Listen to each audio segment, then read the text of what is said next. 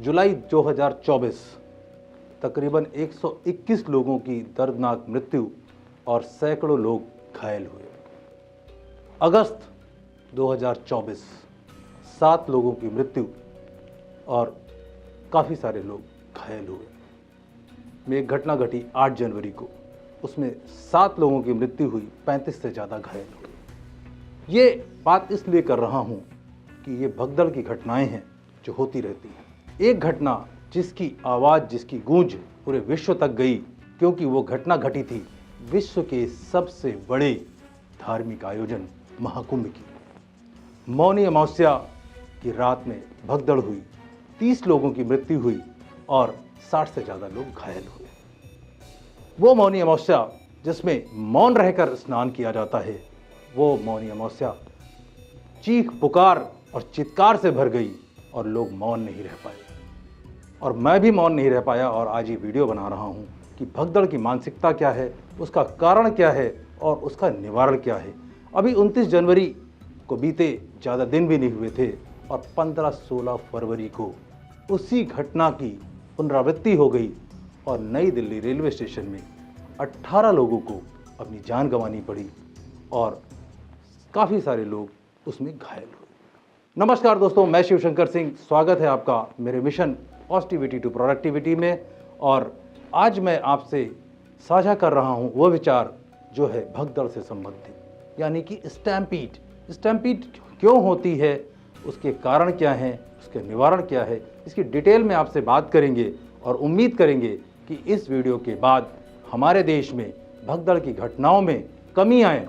और एक इम्पॉर्टेंट बात मैं और शेयर कर दूं कि तकरीबन 79% भगदड़ की घटनाएं धार्मिक आयोजनों और धार्मिक स्थलों के दौरान होते हैं। तो दोस्तों, आज हम जानते हैं कि इसके कारण क्या है।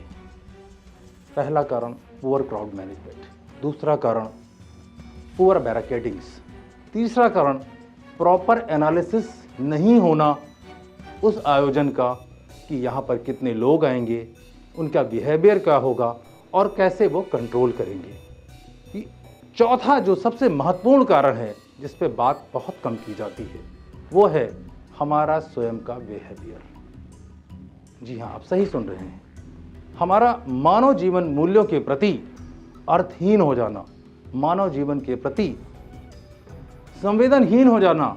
और जब भी कभी ऐसी कोई भगदड़ घटना, दुर्घटना होती है तो हम आंख से ना देखकर कान से देखते हैं और सुनी सुनाई बातों के पीछे चल देते हैं, और जिसका नतीजा होता है इस तरह की घटनाएं।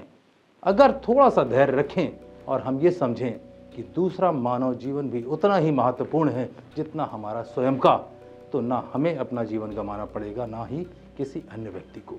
तो ये बहुत ही महत्वपूर्ण विषय है। Patience always page.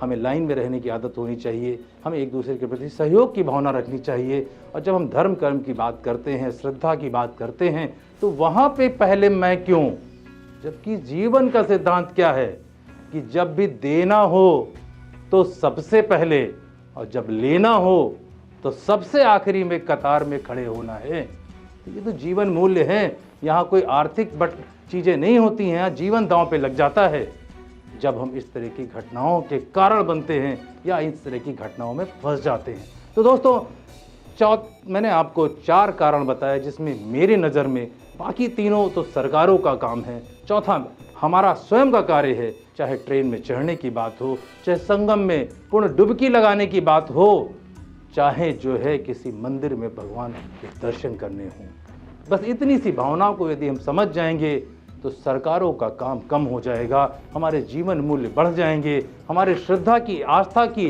भावनाएं बड़ी हो जाएंगी और उस प्रभु की जिसके लिए हम घर से निकले थे उसके प्रति हम सच्ची आस्था व्यक्त कर पाएंगे और सकुशल अपने घर परिवार को वापस जा पाएंगे।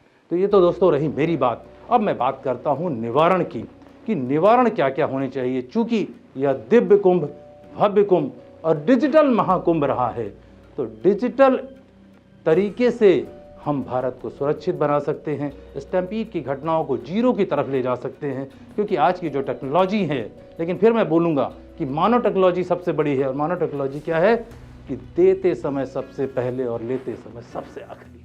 बस इतनी सी बात है कि दूसरा व्यक्ति भी उतना महत्वपूर्ण है, उसको भी हम महत्व देंगे, तो ऐसी घटनाएं रुक पाएंगी और हम मानव टेक्नोलॉजी जो कि सदा से थी, कैमरा आज आया है, तमाम दुनिया भर की टेक्नोलॉजी, मॉनिटरिंग, एनालिसिस और ये वॉर रूम, बोर्ड रूम और कंट्रोल रूम, ये सारे आज आए हैं। पहले तो ये ह्यूमन टेक्नोलॉजी ही चलती थी। तो दोस्तों अब मैं डिजिटल बात करता हूँ कि डिजिटल तरीके से हम कैसे एनालिसिस करते हैं।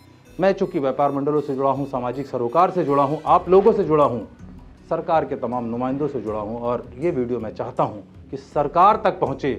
तो मैं आपको बता दूँ, जितने भी भारत में आयोजन होते हैं जहाँ पर भीड़ आती है, वो उसके लिए परमिशन देती है सरकार। और सरकार का पैरामीटर क्या होता है ये मैं बहुत ज़्यादा नहीं जानता हूँ, लेकिन आज मैं सरकार को ये सुझाव देना चाहता हूँ कि जब भी परमिशन दें तो उस जगह का डिजिटल एनालिसिस करें, उसकी कैपेसिटी मेजरमेंट करें, उस जगह पे क्या एक्टिविटी होनी है उसका ध्यान दें, जिससे कि डिजिटल तरीके से हम काउंट कर पाएँ कि वहाँ पर कितने लोग आएंगे। साथ ही आयोजक मंडल को या हिदायत दें, वहाँ पर हेड काउंट टेक्नोलॉजी के कैमरे लगाए जाएं जो 3D बाइनाकुलर टेक्नोलॉजी से युक्त हों, जो कि पूरी तरीके से एक एक मनुष्य को सशरीर काउंट कर लेते हैं। और कंट्रोल रूम जो हो, वहाँ पर ऐसे ट्रेंड लोग बैठें जो रियल टाइम मॉनिटरिंग कर सकें। मॉनिटरिंग के साथ साथ जो उस पर नोटिफिकेशन आ रहे हैं कि यहाँ पर कैपेसिटी से ज़्यादा लोग हो गए हैं, तुरंत एक्शन हो सके, उनको रोका जा सके, उनको एग्जिट कराया जा सके, एक इवैक्यूएट कराया जा सके। दुर्भाग्यवश तरीके से नई दिल्ली रेलवे स्टेशन में और महाकुंभ में मौनी अमावस्या के दिन हमें लगता है कि इसकी कमी रही।